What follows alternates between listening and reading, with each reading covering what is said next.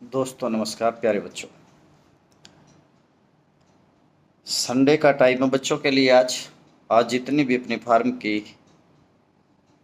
जो फॉर्मेलिटीज हैं वो सभी पूरी कर ले। एसएससी सीजीएल, एसएससी सीएचएसएल और एसएससी आपका जो है एमटीएस। और आज मैं देख रहा था कि एसबीआई क्लर्क और पीओ का वैकेंसी भी में एक दुकान के सामने एडवर्टाइजमेंट पे लिखा हुआ था उन्होंने कि तो हो सकता है आज या कल में एसबीआई की वैकेंसी निकल चुकी हैं। तो आप जो बच्चे एलिजिबल हैं, जिनकी ग्रेजुएशन हो चुकी हैं, तो पीओ का भी भरते हैं वो और क्लर्क का भी भरते हैं।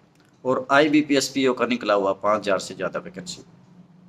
तो बच्चों पहले अपनी ये जो आपकी जो फॉर्मेलिटी है ना, इनको कंप्लीट करो और फिर अपनी तैयारी पे जुट जाओ।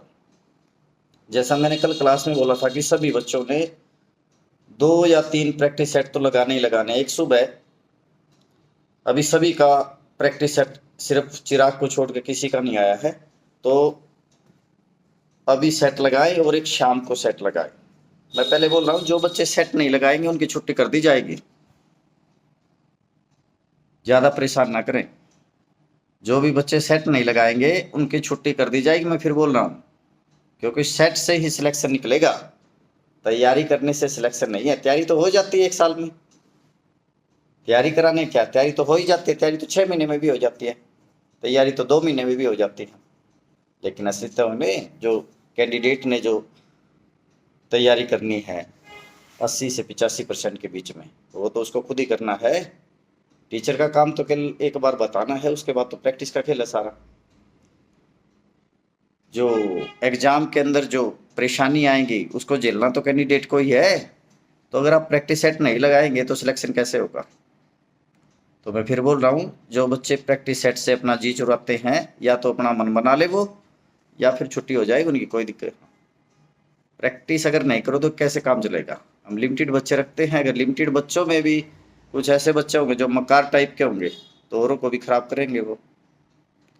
तो ये चाहे वार्निंग लगाओ चाहे कुछ भी, अपना फार्म अप्लाई करने के बाद प्रैक्टिस सेट पे जोर लगा दो, क्योंकि सभी बच्चों का 50 से 60% तो तैयारी हो ही जाता है।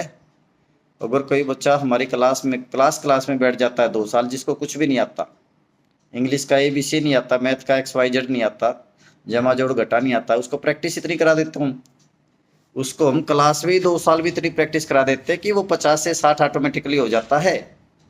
लेकिन असली खेल तो 60 से 80% के बीच में है ना, वो तो उसको खुद करना पड़ेगा।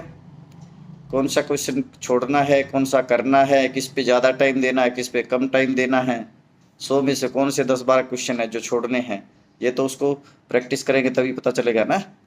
तो अभी आपका +2 का काम हो चुका है, +2 के पेपर हो चुके हैं, BA वालों के हो चुके हैं।